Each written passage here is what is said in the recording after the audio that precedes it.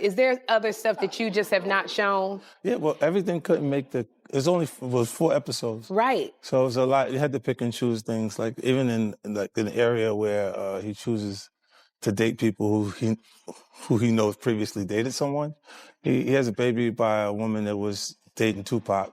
Rappers, if there was any beefs, they would have like diss tracks. Yeah. It would be the diss tracks. Now it's just like a docuseries. This one, the timing was, I knew what it was going to turn into.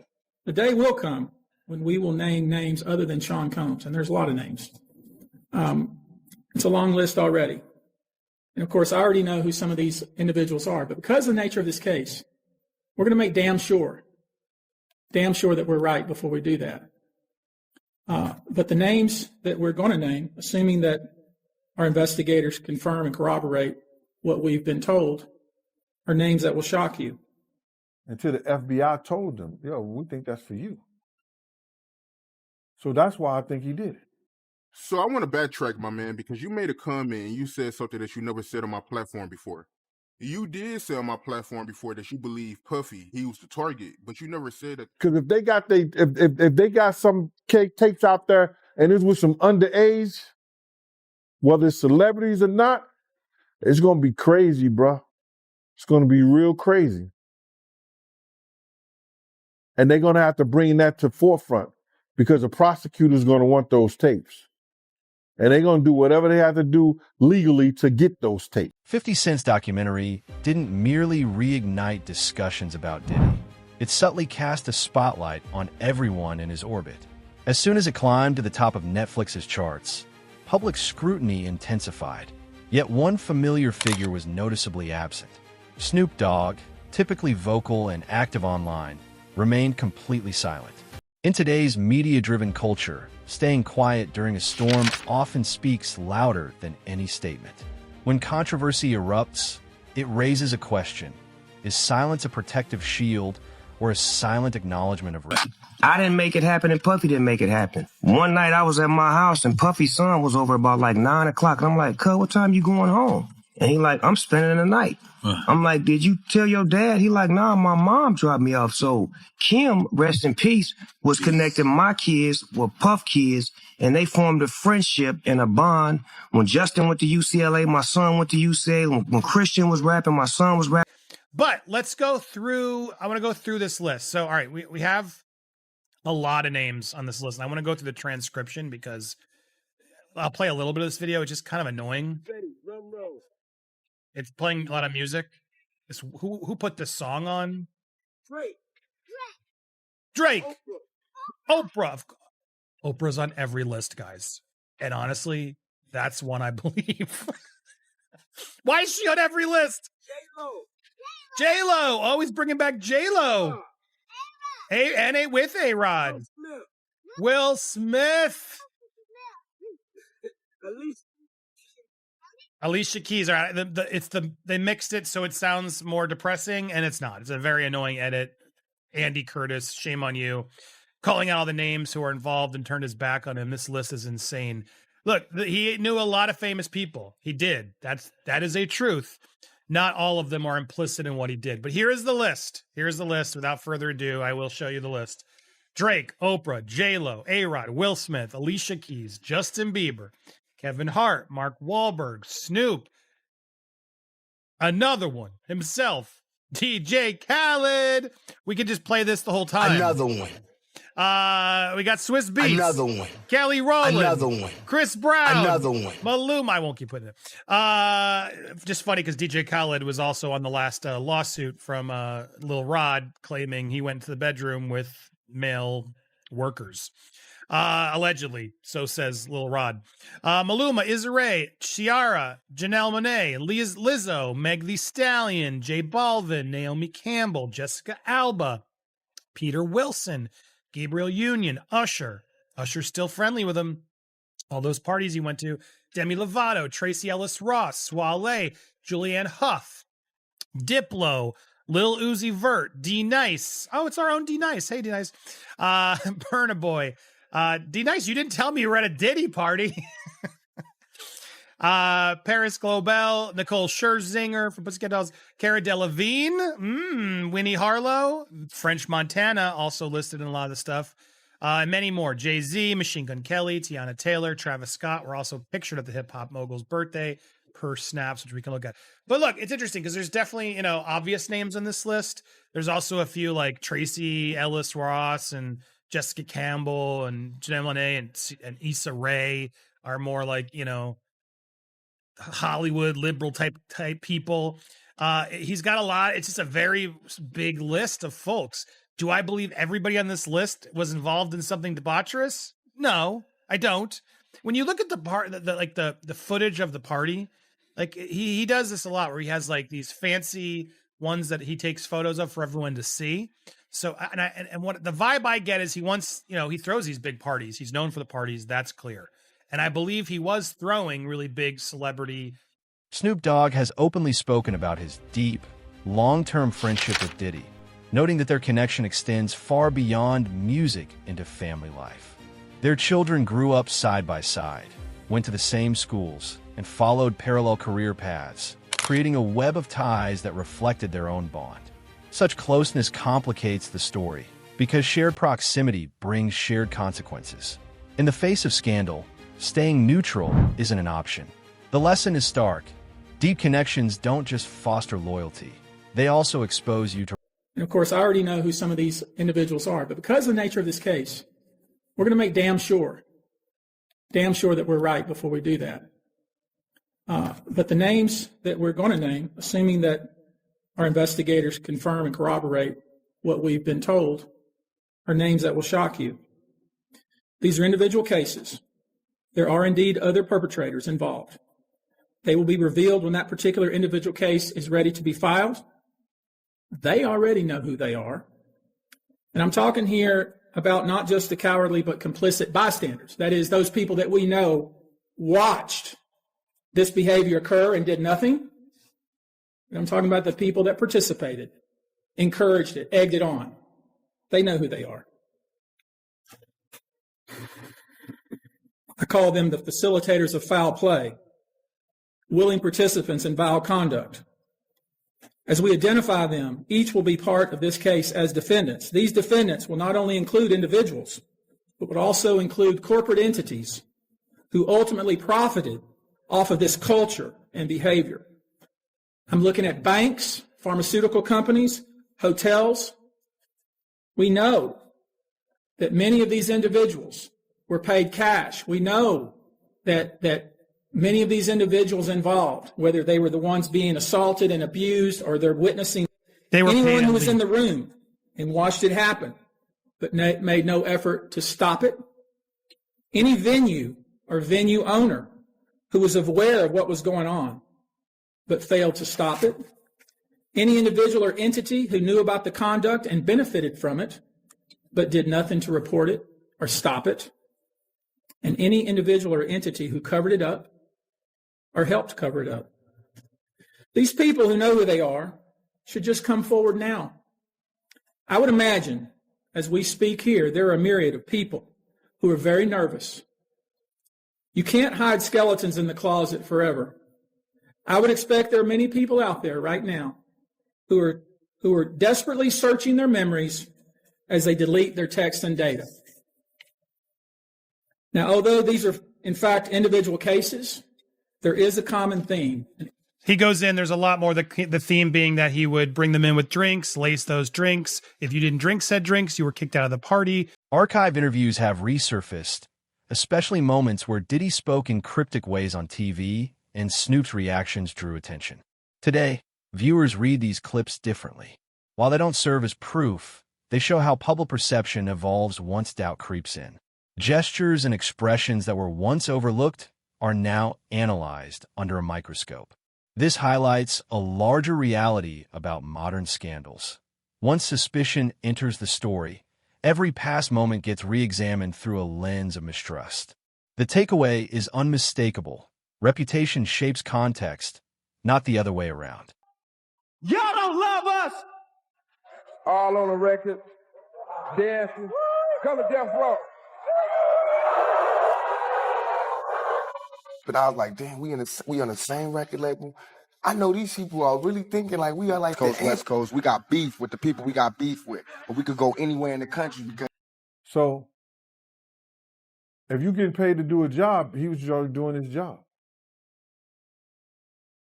So that's why I think he did. So I want to backtrack, my man, because you made a comment and you said something that you never said on my platform before. You did say on my platform before that you believe Puffy, he was the target, but you never said that the police told Puffy that he was the target. Elaborate on that. The FBI told him that. Phil Carson said that in the dossier. He said, I went to Sean Combs. He was reluctant to speak to me. But when I told him that we believe the hit was for you, he said, that's when Puff gave him his attention. The FBI, Phil Carson.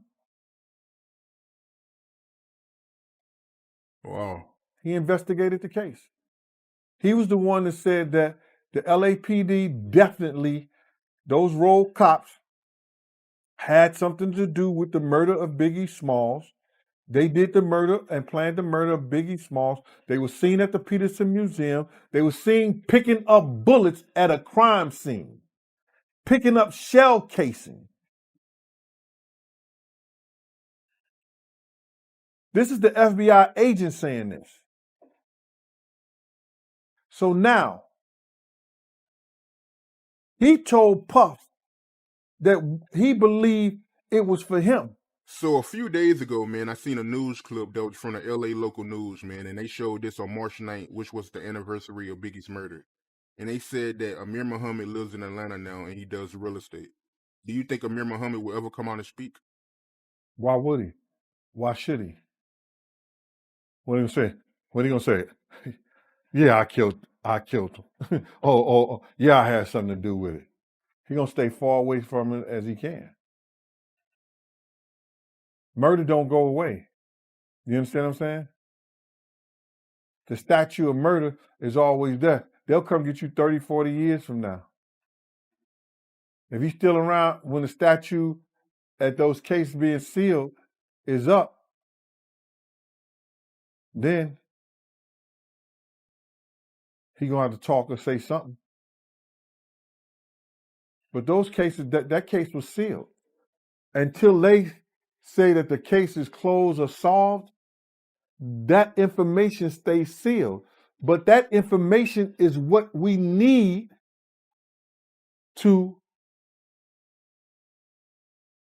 get the killers in jail. They sealed the evidence that we need to put the killers behind bars.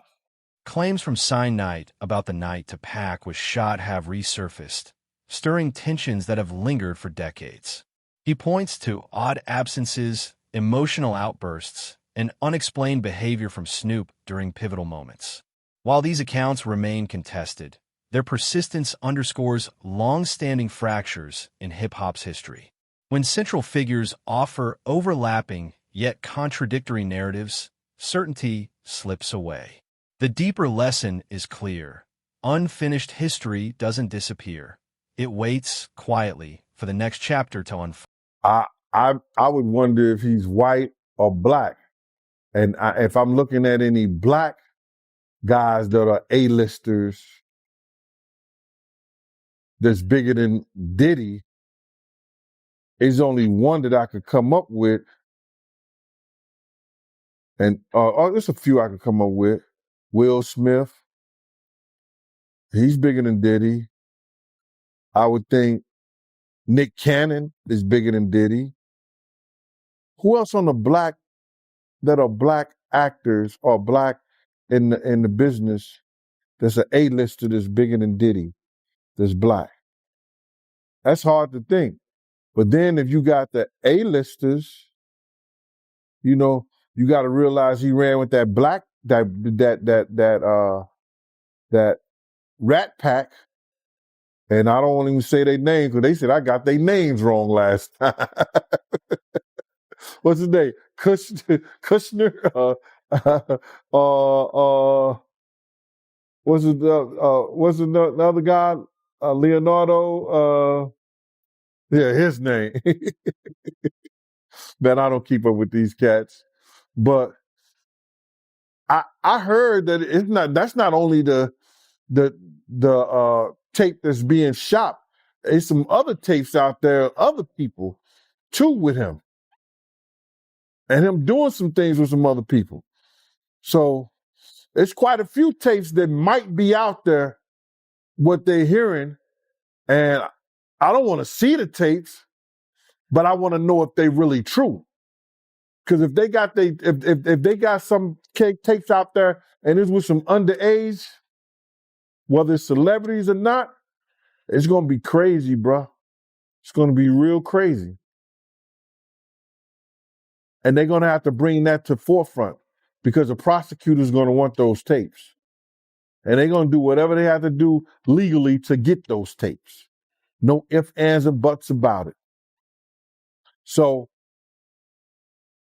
we just better hope for his sake, that's just a bunch of bull crap. But then there's lawyers out there saying, yeah, the tape does exist. Lawyers got on television to say the tapes exist. I don't really know or trust that because they was trying to say he had a tape with one of the bodyguards and this lady that came out. So we don't know what to think until we actually see that and we get that version. You remember we had that bootleg version of R. Kelly tape? Yeah, I remember that. They don't even bootleg. They don't even bootleg no more, man. An attorney representing the alleged victims publicly verified the existence of explicit recordings involving Diddy and another, even higher profile individual. Although no names were revealed, the confirmation added a legal weight to an already heated conversation. What was once speculation now entered a realm governed by law rather than rumor. Yet where transparency stops, speculation flourishes, and tension lingers whenever details are locked away. In the absence of answers, rumors rush to take their place. I said if they really wanted him, all they had to do was review those civil lawsuits. And once they find the criminal activity in those, they could bring him in. Now, did the Federal Bureau of Investigation in Miami do it? No, they didn't. Did California do it? No, they did not. The Southern District of New York, they took it upon themselves and put on that raid and everything based on the information they found in Cassie lawsuit and the information they found in Little Rod lawsuit. But all this is bigger than Diddy. It's bigger than Diddy, bro. Because you know who else they was doing investigation on during that whole time period? It was the mayor and the politicians in New York City. They turn around and give him the key to the city. All the mayor people that he brought on here in New York City are all resigning. They all resigning. People ain't gonna tie this together, but if you look at it, you have to say, because of Mayor Adams and his relationship with Diddy, it brought on the Southern District of New York to start investigating Diddy on civil lawsuits that was put against him. Because the feds is going after all these politicians in New York City. Yeah, the feds revealed that, anybody that, participated in any, criminal behavior at his freak offs, they're going to pursue. Listen here.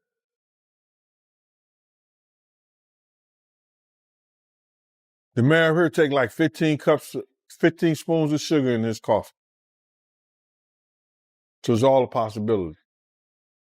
Do you think there's any celebrities on those tapes? Bro, he gave celebrity parties. So what you think? You know, I think they're not telling the whole truth is that because of the situation in Miami and the situation in California, and they close the clubs like 2 a.m., 3 a.m. and something like that, that Justin and Former insiders like Gondil contend that documentaries often dilute narratives by leaving out names and details that would complicate the story. He notes that certain figures frequently appear in discussions but are mysteriously absent from the final edit. Whether this is seen as caution or control, such selective storytelling raises ethical questions.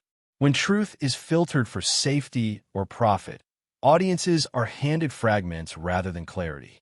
The takeaway is clear. Delayed truth isn't outright denial, but it is truth weakened. Good point. They said some of these freaks will last for days. that's where they're going to get him on this trafficking thing. Especially like if he was traveling and doing it, that's where the trafficking come at. That you hiring workers to come and have sex with your girl, that's crazy.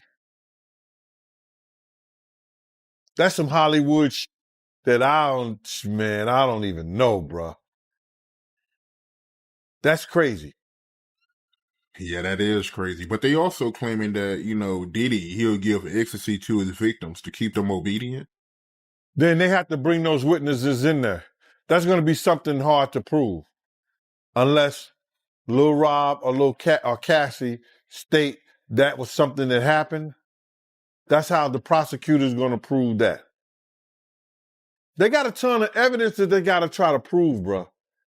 A lot of that if you read it, it could be circumstantial. You know what I'm saying? But they got to have witness to back it up. You just can't say that happened based on somebody's lawsuit and what the words that they're saying. They have to have witnesses in there. And I think Puff lawyers is going to be smart enough to attack that. Right. And they claiming that Diddy, he was blackmailing his victims because he had videos from old and he was using those videos to get his victims to do another freak off. So if he was blackmailing people, especially people that work for him, see, this is what it's going to get him at. See, people think that, those people work for him, or those people, if they was artists and they worked for him, or they were engineers, or they anybody that worked for them and stuff like that, your boss cannot blackmail you to do nothing. If you do a sex act or you doing anything, your boss, if he have you doing those things like that, then he could be liable for suit. Because you're not doing it willingly. Because that individual is your boss. So psychologically, you know what I'm saying? I don't care what nobody say, that when somebody has something over you,